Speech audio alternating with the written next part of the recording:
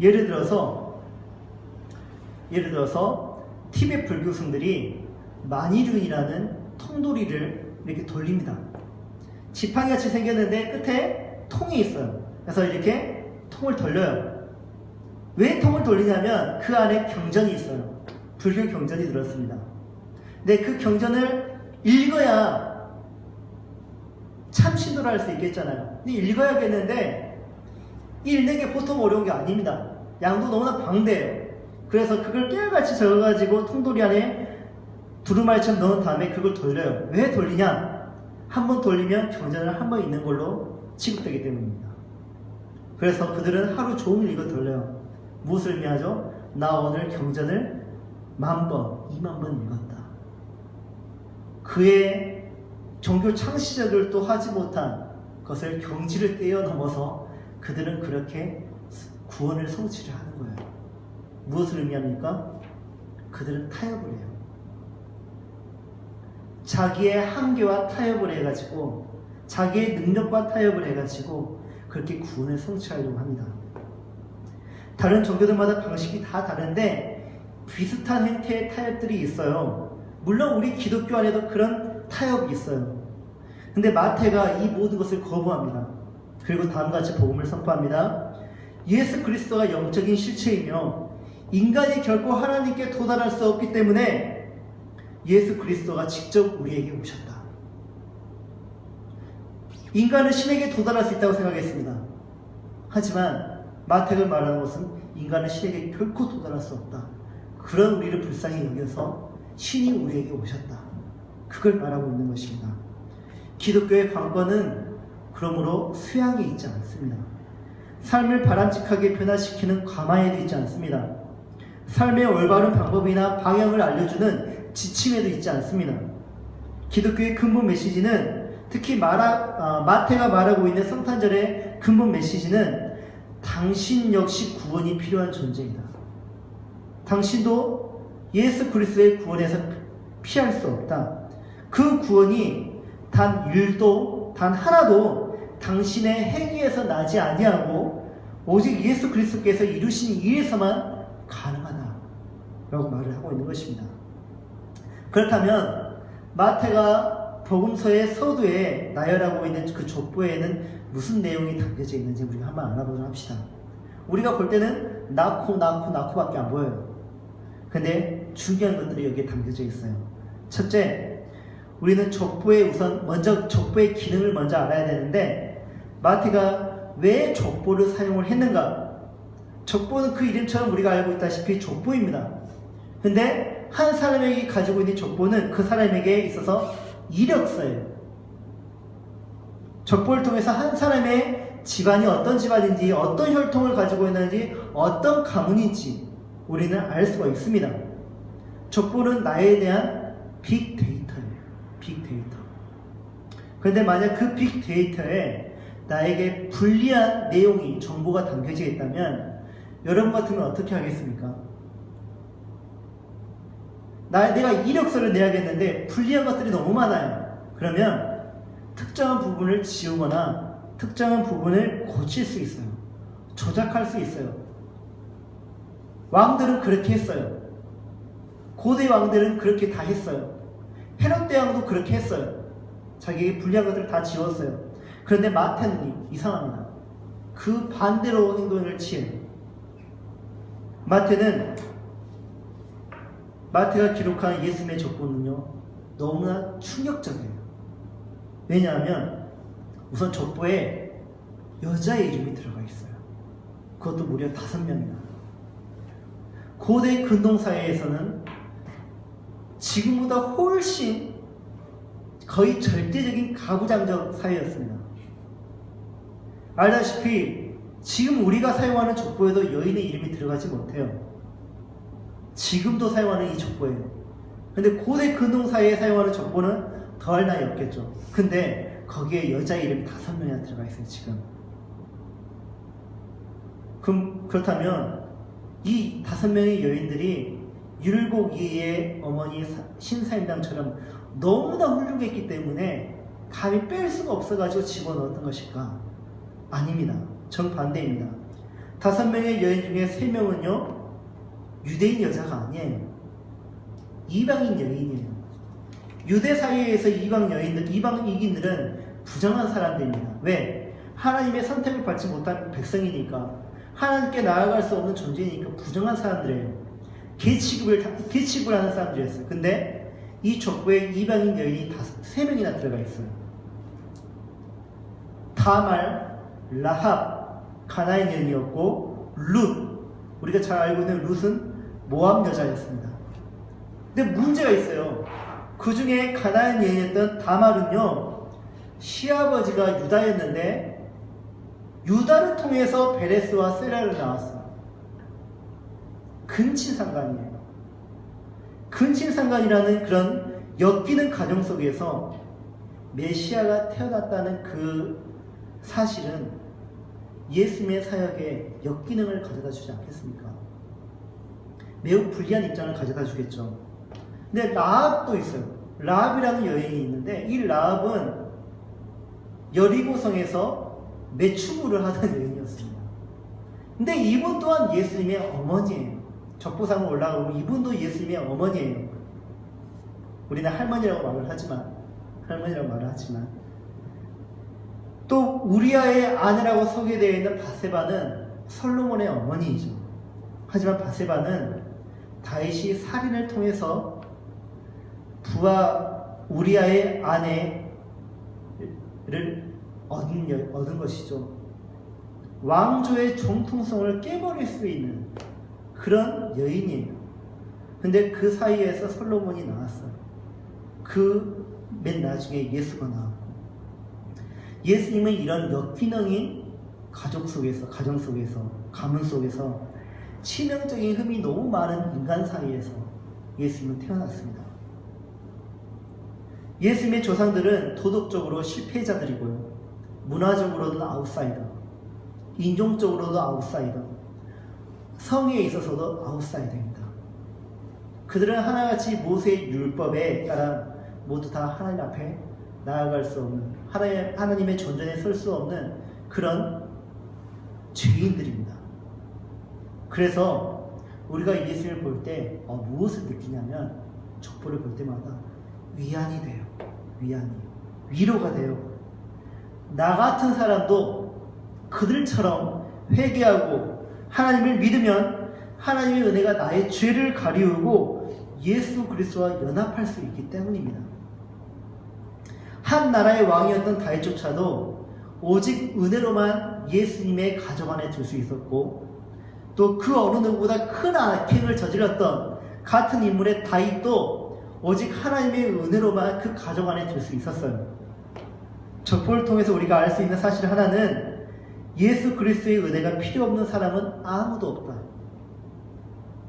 예수 그리스도의 은혜가 필요 없는 사람은 단 한 사람도 없다. 그것을 말하고 있습니다. 그 사람이 이 사회에서 누구라 할지라도, 이 사회에서 어떤 업적을 남겼다 할지라도, 어떤 악행을 저질렀다 할지라도 예수 그리스도가 필요 없는 사람은 단 한 명도 없다. 족보가 말하고 있는 것은 그것입니다. 그래서 우리가 족보를 읽을 때마다 이렇게 읽어야 함이 마땅해요.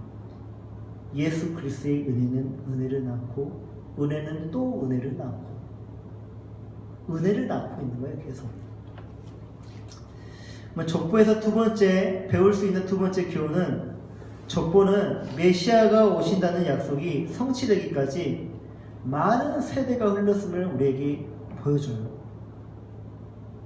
아브라함의 후손을 통해서 모든 족속이 복을 받게 될 것이다 하고 하나님이 아브라함과 약속을 했습니다. 네 자손을 통해서, 너를 통하여서 모든 족속이 복을 받게 될 것이다. 그러면 아브라함이 생각하기를, 그러면 내 아들을 통해서, 아니면 내 손자를 통해서 그 하나님의 약속이 성취되는 것일까 기대할 수도 있죠. 그런데 아브라함이 죽기 전까지 그것을 보지 못했어요. 아브라함이 그 죽기 전에 성취된 것을 보지 못하고 하나님 거짓말하셨습니다.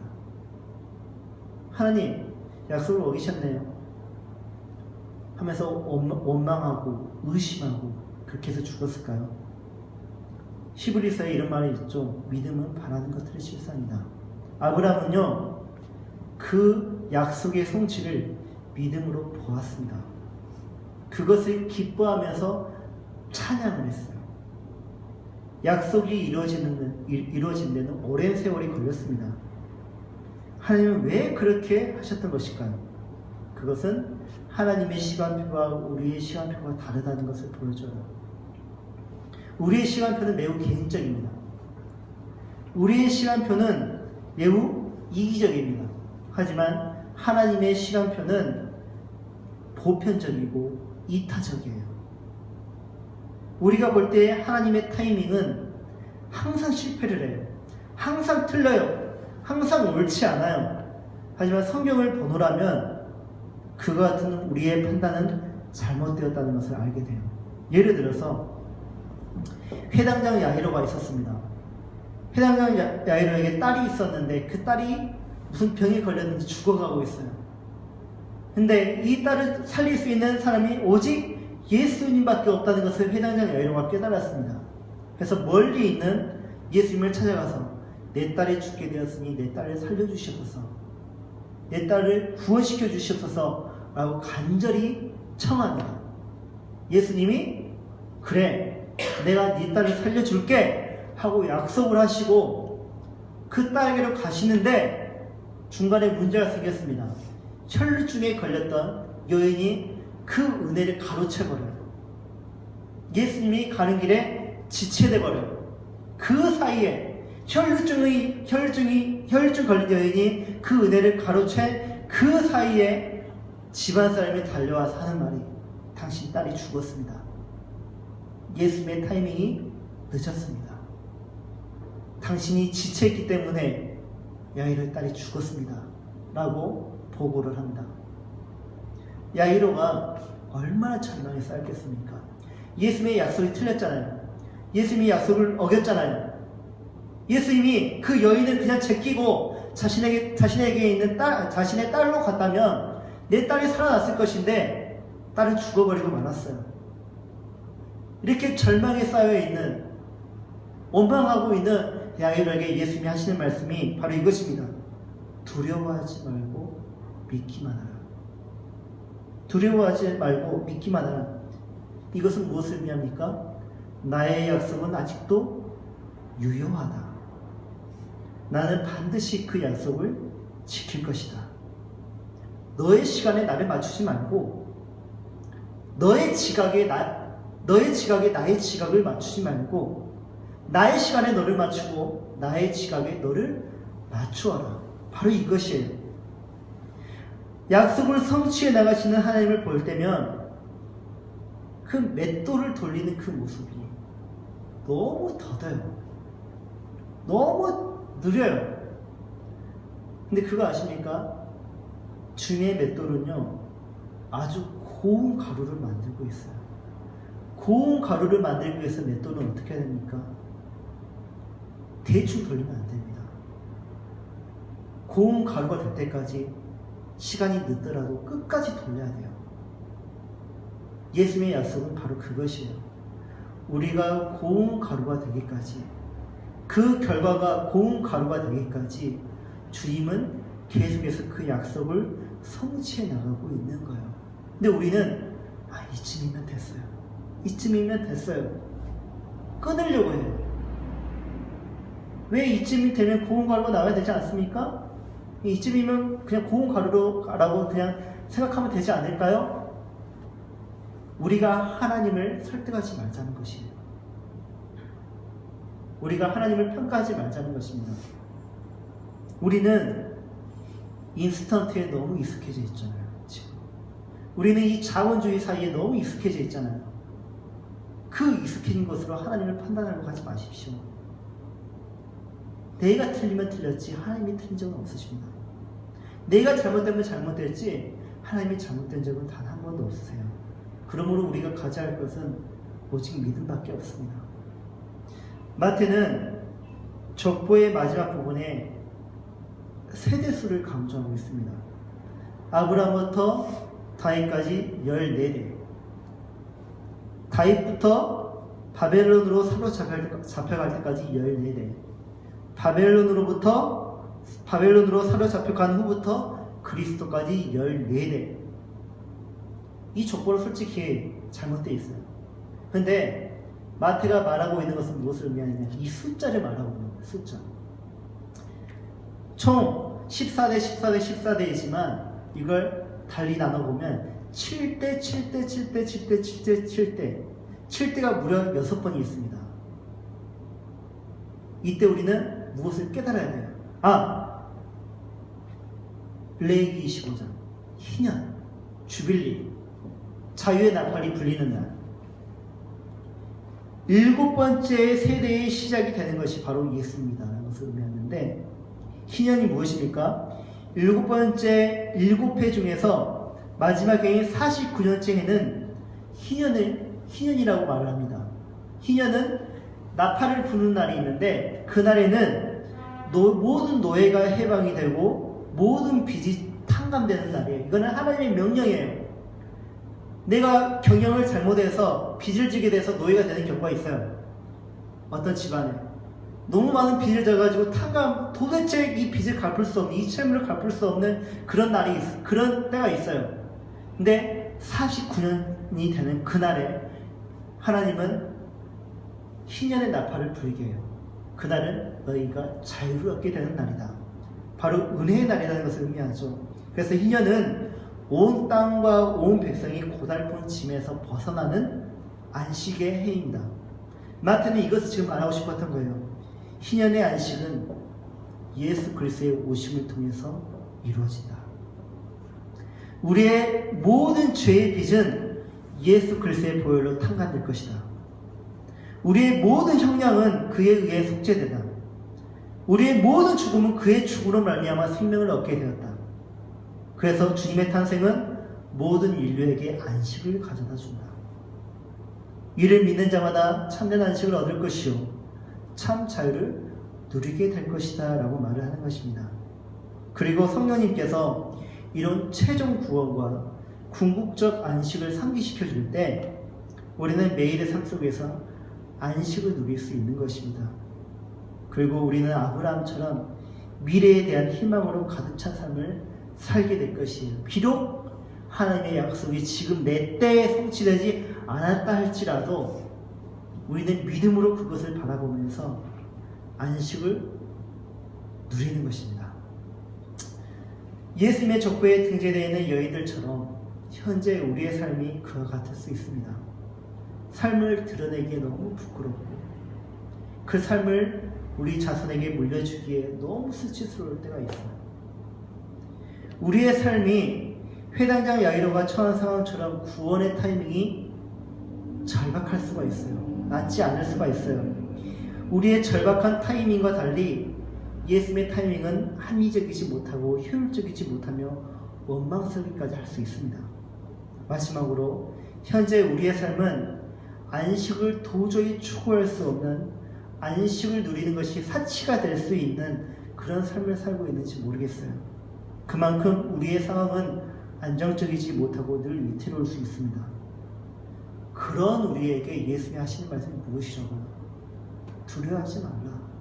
믿기만 하라. 우리에게 하시는 말씀이 두려워하지 말고 믿기만 하래요. 정말 믿기만 하면 되는 것일까? 믿어보십시오. 믿어보십시오. 예수님은 당신의 삶의, 여러분의 삶의 모든 고통을 선으로 바꾸어 여러분을 예수님의 가족이 되게 할 것이고 여러분에게 한 약속을 반드시 성취할 것이며 참된 안식과 자유를 가져다 줄 것입니다.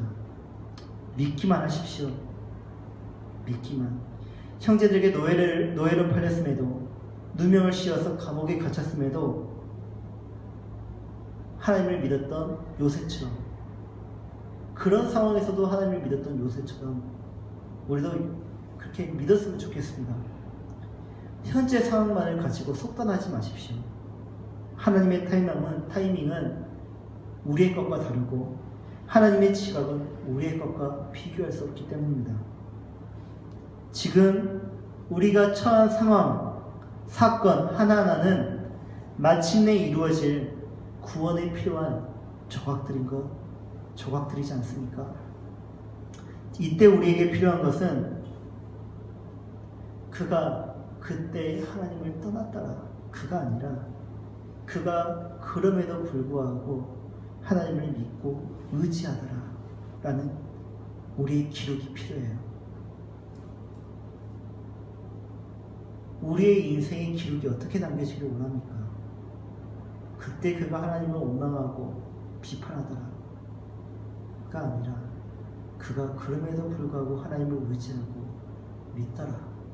이게 우리의 삶의 우리의 그 인생의 그 마지막에 평가가 될 때 그런 기록이 남겨질 것이지 않겠습니까? 우리는 지금 구원의 기록을 써가고 있습니다. 오직 믿음으로 그 인생의 기록을 쓰시는 우리 예수의 교회 성도가 되기를 바라며 마침내 하나님 나라에 입성하는 우리 후손들이 볼 때 믿음의 선조가 되어 있기를 간절히 축복합니다.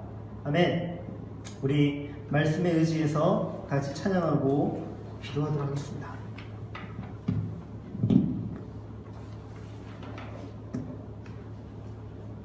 꺼주시면